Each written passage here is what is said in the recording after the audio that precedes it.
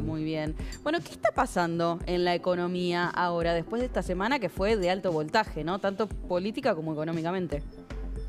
Bueno, tenés varios datos. Primero, una corrección cambiaria que se esperaba mayor a la que fue.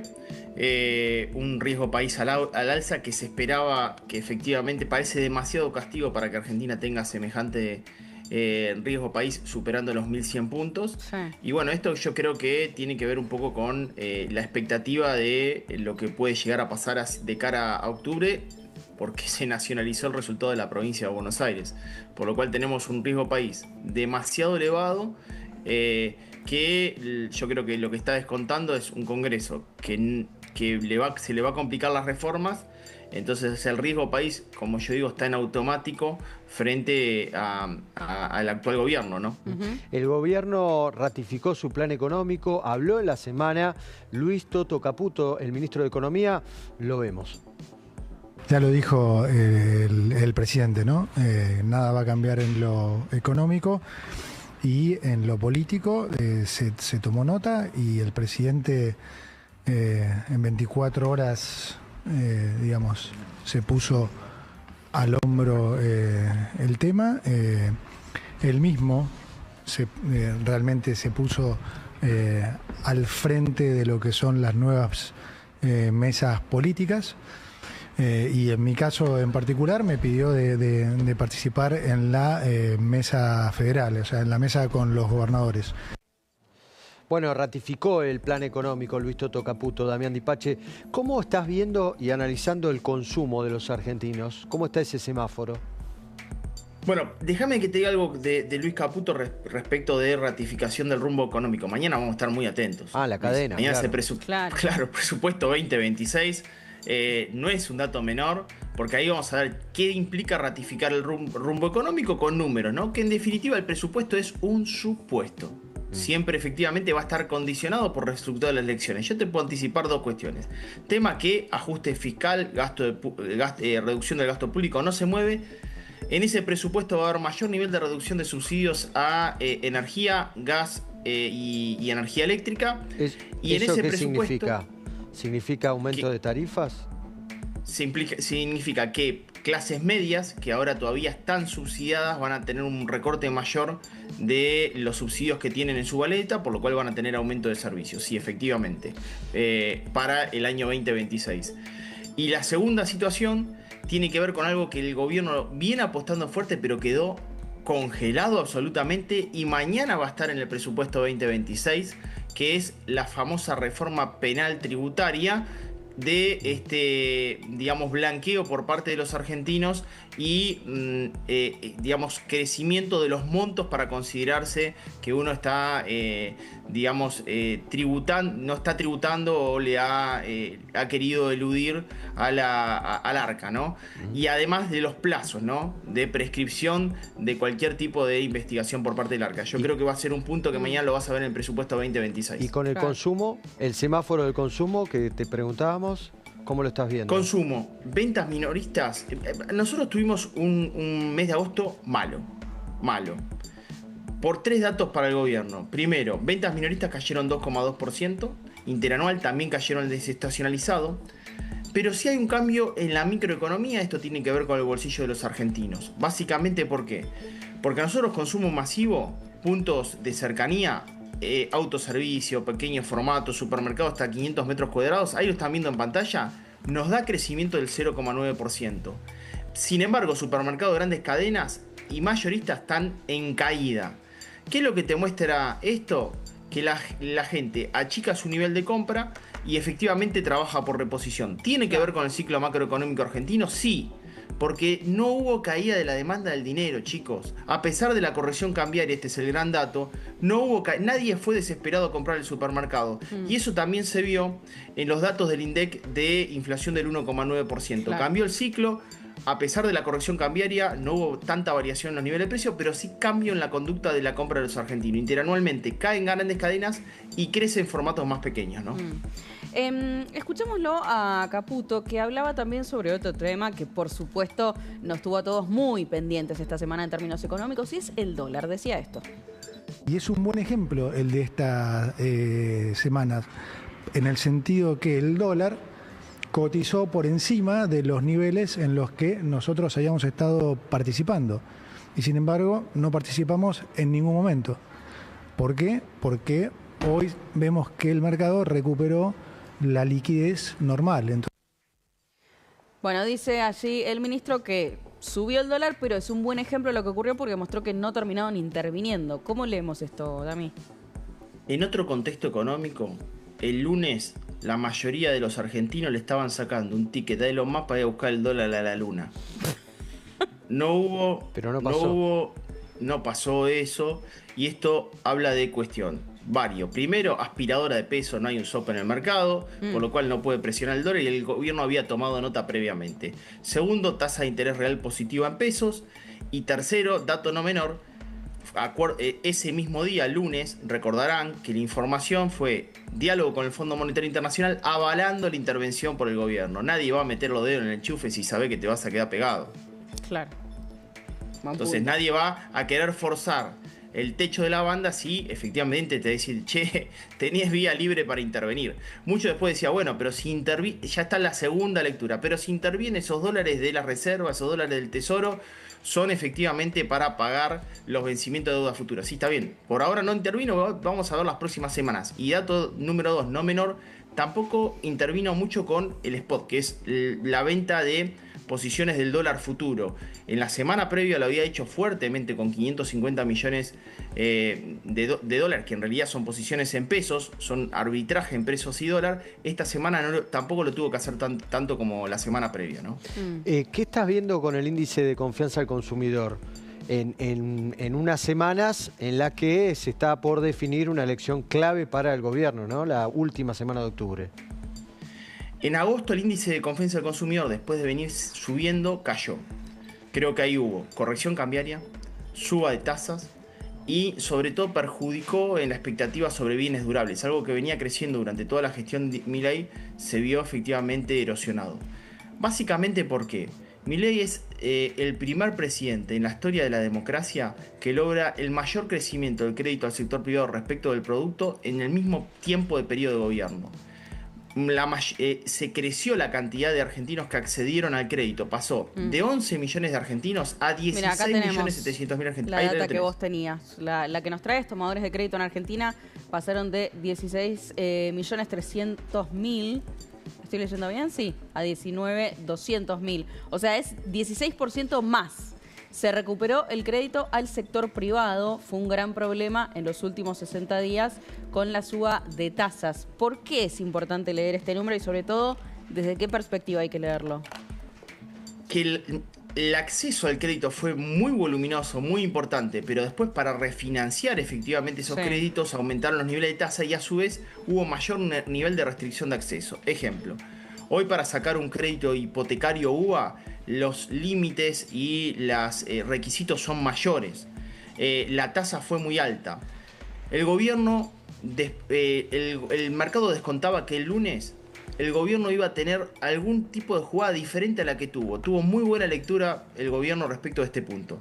¿Qué esperaba el mercado? Había informes que circulaban que iba a subir la política de encaje, es decir, iba a haber más pesos inmovilizados en el banco, por lo cual iban a aumentar los niveles de tasa. No solamente no pasó eso, sino que se mantuvo la política de tasas, volvieron los pasivos remunerados del Banco Central de la República Argentina, hubo mayor liquidez de pesos en plazas y bajaron los niveles de tasa.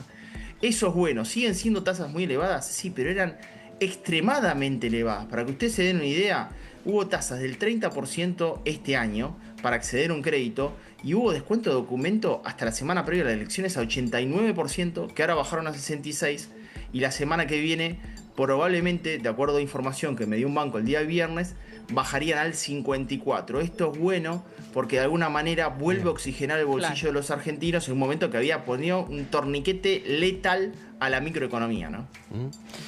Damián, me quedo con algo que mencionaste anteriormente, esto que es quitar subsidios a las tarifas de servicios públicos y que va a significar un posible aumento de tarifas en el 2026. ¿Cómo va a afectar a las pymes?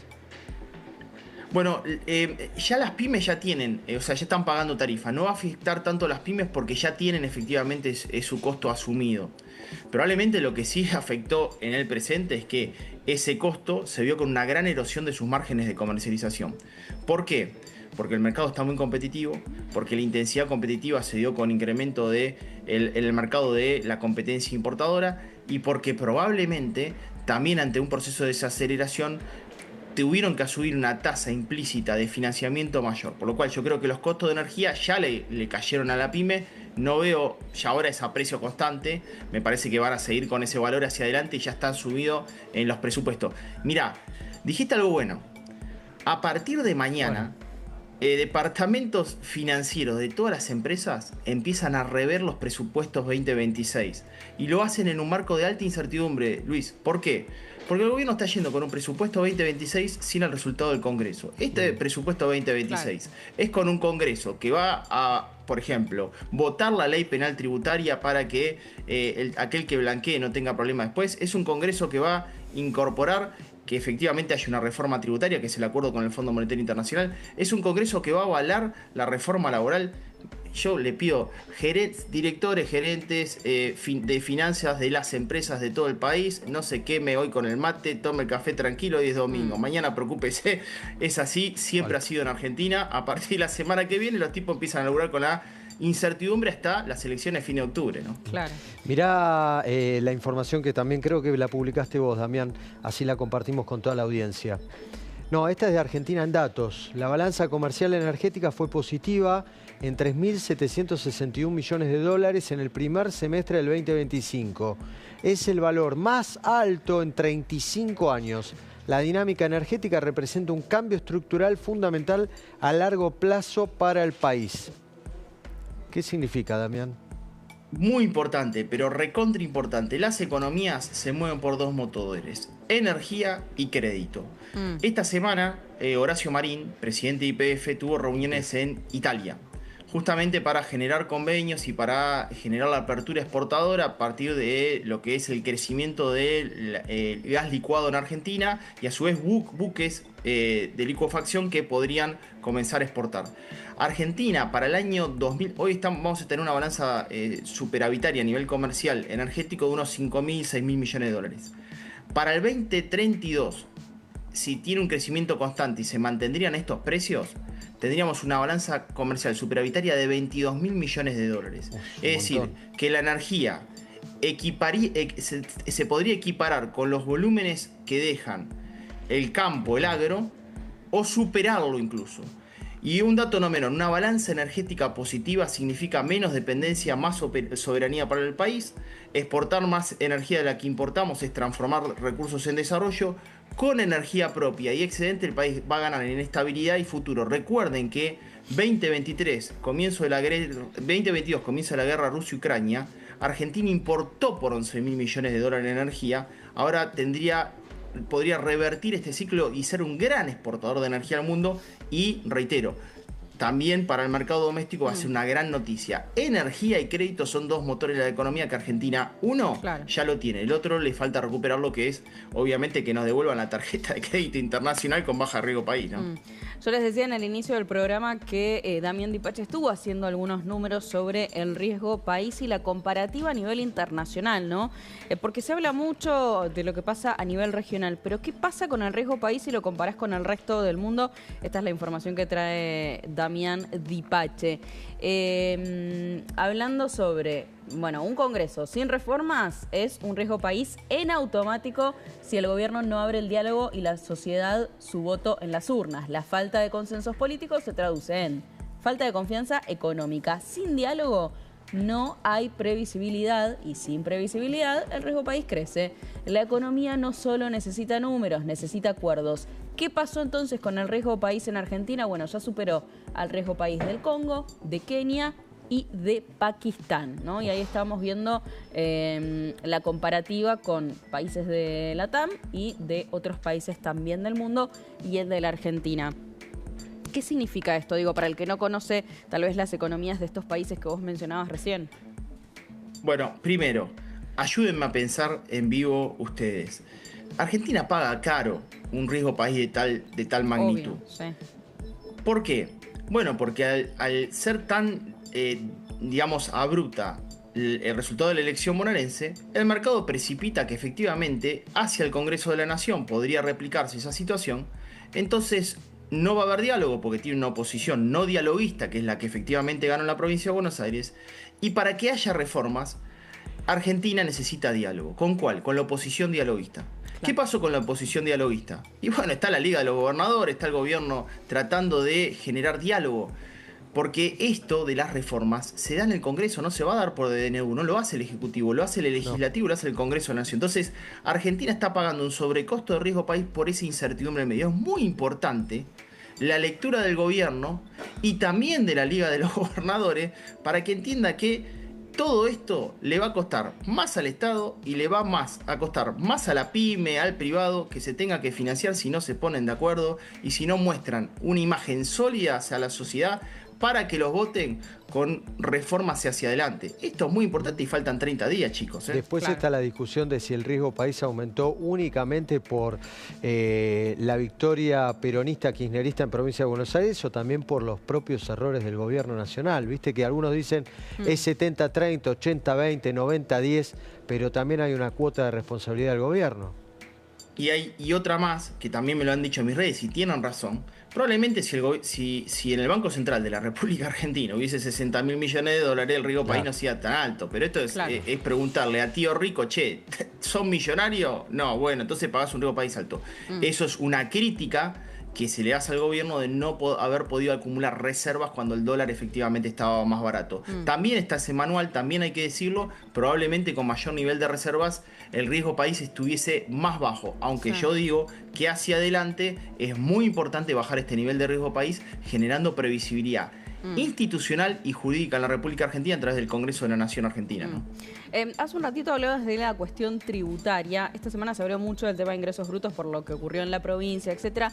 Pero vos hiciste una comparación entre ingresos brutos y lo que ocurre con el IVA, ¿no? Vos decís, ingresos brutos bien contabilizado es más que el IVA. Porque vos decís, llamemos impuesto al valor perdido y costo agregado. Listo. ¿Por qué? Y ahí abajo tenés algunos datos, ¿no? Hablas de el 24% de percepciones de ingresos brutos entre todas las jurisdicciones y mostrás, por ejemplo, una pyme que paga más de percepciones que de IVA. ¿Por qué termina siendo más ingresos brutos que IVA? Esto es un asalto al mar, hermana. Percibir algo directamente. Esto de percibir ingresos cuando no tenés ganancia efectivamente es un asalto. Entonces, vos fíjate que ahí lo que muestra la cuenta de impuesto de equidad, que es percepción de una pyme, Buenos Aires, Capital Federal, Formosa, Mendoza, Neuquén, Salta, Santa Fe, San Luis, Corrientes, Río Negro. Muchachos, entiendan que Siscreb, que es el sistema de percepción, y Circupa, para ahora las billeteras digitales, ni siquiera la Unión Soviética se atrevió a tanto, eran 15 países entongados, acá tenemos 23 provincias entongadas para lo digital y lo que pasa por cuentas electrónicas en los bancos. Las percepciones son bestiales. Claro. Es quitarle el financiamiento, el ingreso a futuro a una pyme que quizás no ganó y que ahora se tuvo que salir a financiar el sistema a un nivel de tasa mayor. Esto efectivamente hay que cambiarlo. Esto es más. Yo digo, mira, los ingresos brutos llevará tiempo, se llevará concepto, pero eso es el impuesto. Acá yo le estoy hablando de la percepción. Claro. Me estás percibiendo algo que todavía ni siquiera me llegó, ¿me entendés? Es una locura, es bestial. O sea, me estás anticipando de que voy a ganar plata y sin saber que la voy a ganar. Pero Clara, te metiste en mi caja, en el comercio de barrio. Por las dudas te saco plata. Claro, y cuando le tengo que pagar al proveedor, las tienen las provincias y no yo para poder garparle. Ve que esto es un delirio. Claro. Y esto puede traer consecuencias que a futuro, no sé, más economía informal, más economía por fuera del sistema bancarizado. Pero ya pasa eso, a punto tal de que, bueno, esta semana se le pegó fuerte a la provincia de Buenos Aires, pero es realidad que esto ya pasaba en 19 provincias con las billeteras digitales, con este sistema que es el Circupa, claro, que es lo mismo que Circupa, pero para billetera. Claro. ¿Y qué genera eso, Luis? Que después se encuentren los cartelitos en el comercio. 10% por pago en efectivo. Claro. O sea, que circule más efectivo que la billetera. O sea, el smartphone el billete atenta contra el smartphone en un país que debería tener conexión y medios de pago electrónicos y que digitales. aparte va en contra del mundo, Claro, digamos, ¿no? obvio. Va en contra de la tendencia mundial. Pero totalmente, pero ¿qué pasa? El comerciante dice, che, pará, me van a percibir 3% y encima me van a cobrar el impuesto. O sea, me están desfinanciando y después me sacan parte de mi ingreso pensando que es bruto, pero que me toma el margen mío de ganancia. ¿Y Bueno, qué pasa ahí con los 10% bancos? Porque descuento. la provincia lo que dice es, bueno, pero vamos a tratar de democratizar y poner a las billeteras digitales en igualdad de condiciones con los bancos. Al banco, cuando vos pagás a través del banco, ¿cuánto les cobran? Digo, ¿hay efectivamente igualdad de condiciones con esta metodología? El Banco Central de la República Argentina determinó igualdad de condiciones ahora que antes no existía entre lo que es las billeteras digitales y los bancos. Sobre todo, por ejemplo, para las políticas de encaje, eso afectó un poco los money markets. Ahora los bancos tienen un poquito más de rendimiento, pero también hizo competir a los bancos, ¿sabes? Porque fíjate que ahora encontrás cajas de ahorro que empiezan a remunerar cuanto antes no lo hacían. Sí, o es sea, el verdad. sistema... Y ahora los bancos se alían con las fintech y las fintech se alían con los bancos porque tienen productos. Claro. O sea, el sistema comenzó a dialogar. Ahora, vos qué lindo la pregunta que me haces.